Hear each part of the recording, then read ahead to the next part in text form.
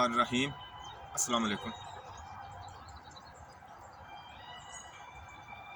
हकीकी आज़ादी मार्च जो असल में हकीकी इनकलाब है, क्योंकि किसी भी माशरे में जब जुल्म हद से ज़्यादा बढ़ जाए तो वहाँ एक इनकलाब आता है। और साहिब अक्ल लोग इसको आज़ादी मार्च कहें या इनकलाब कहें, लेकिन ये असल में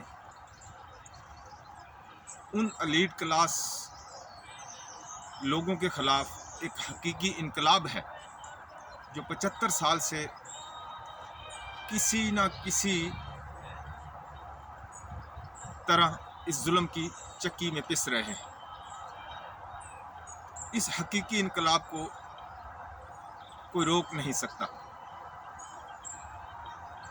पाकिस्तान की बढ़ती हुई मईशत को एकदम ब्रेक लगना और ये सारा सिस्टम हमारा फ्लॉप हो चुका है। एक 70 साल की उम्र में जिसको अल्लाह ताला ने दुनिया में हर चीज़ दी, 55 बड़े जलसे और लातदाद प्रेस कॉन्फ्रेंस इस एक महीने में करने के बाद आज हकीकी आज़ादी की जंग, एक हकीकी आज़ादी का अलम, हकीकी आज़ादी का इनकलाब लेके निकला है। तो हम सब हम वतनों का इसमें ये हक बनता है, अपने अंदर का वो जो खौफ है उसको ख़त्म करें। अल्लाह ताला ने जो रात जो सांस इस दुनिया में लिखी है उसको कोई बदल नहीं सकता। और ये ना सोचें अपनी बसात के मुताबिक जितनी भी आपकी बसात है, हमने 47 की आज़ादी नहीं देखी, लेकिन हम ये हकीकी इनकलाब देख रहे हैं। इसमें फ़िज़िकल, मेंटली या दवाओं में जितनी भी हर इंसान की बसात है वो अपने बसात के मुताबिक इसमें हिस्सा ले। ये आपकी बच्चों के मुस्तकबिल के लिए है, क्योंकि जब कौमें आज़ाद होती हैं तो एक अच्छा माशरा जन्म लेता है। हमारे 80% नौजवान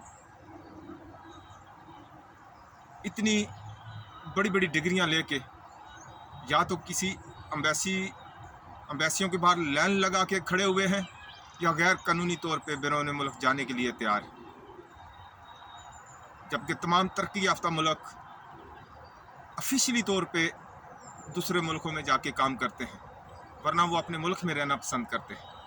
हमारे लाखों नौजवानों की जवानियाँ दूसरे मुल्कों में बर्बाद हो जाती हैं, सिर्फ इस गुलामाना निज़ाम की वजह से। अल्लाह ताला ने जो पाकिस्तान को दिया है, शायद ही किसी दूसरी कंट्री को अल्लाह ताला ने इतनी नेमतें दी हैं जो पाकिस्तान को अल्लाह ताला ने अता की हैं, लेकिन बदकिस्मती से हमें कोई रहनुमा नहीं मिला। इमरान खान में लाख खामियां होंगी, लेकिन उसको कोई बेईमान नहीं कह सकता, उसको कोई करप्ट नहीं कह सकता। हमारे इस निज़ाम में अगर कोई इमरान खान के बाद कोई नया आदमी ले आते तो फिर भी कुछ समझने की बात थी। ये 40 साल से गिल्ट शुदा लोग हैं, इन्होंने पाकिस्तान को कुछ नहीं दिया।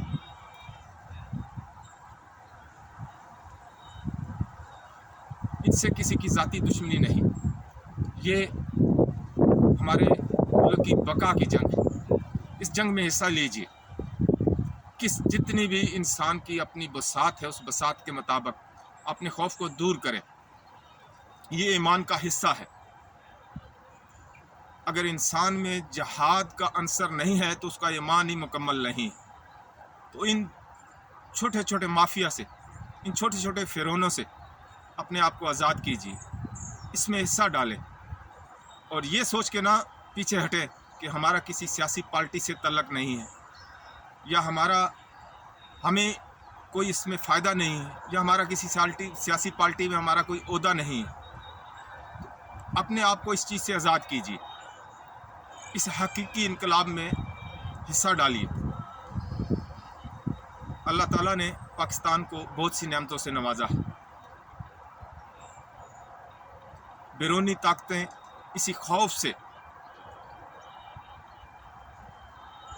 ہم لوگوں کو 75 سال میں آپس میں الجھایا ہوا ہے کہ جس دن یہ آزاد ہو گئے تو جتنی یہ بہادر قوم ہے، جتنا ان میں ایمان ہے، ان کو دنیا میں حکمرانی کرنے سے کوئی روک نہیں سکتا۔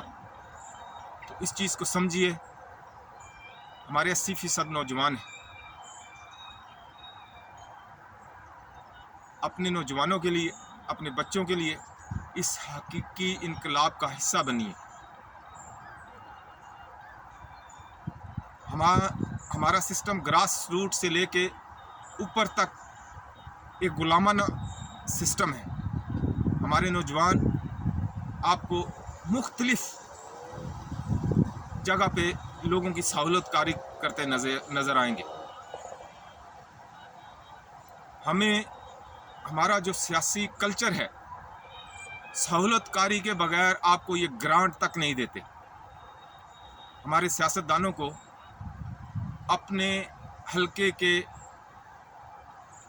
ولیج کا نہیں پتہ ہوتا کہ ہمارا گاؤں کون سا ہے، کہ ہمارے حلقے میں کون سا گاؤں آتا ہے۔ جب تک سہولت کاری نہیں کرو وہاں یہ گرانٹ تک نہیں دے سکتے۔ ہمارا پٹوار خانہ، ہمارا تھانہ کلچر، جس بھی معاشرے میں انصاف نہیں ہے وہاں غربت، لاقانونیت اور یہ سہولت کاری کا نظام کبھی نہیں بدل سکتا۔ اپنے بچوں کے لیے نکلے، یہ سوچ کے نہ نکلے کہ ہمیں اس سے کیا فائدہ ہو،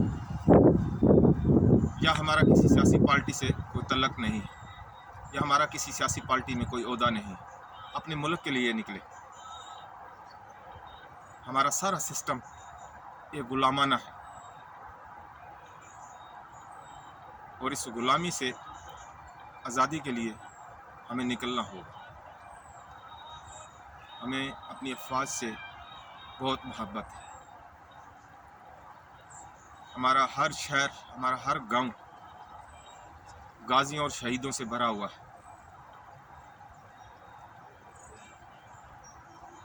صاحب اختیار کو یہ سوچنا ہوگا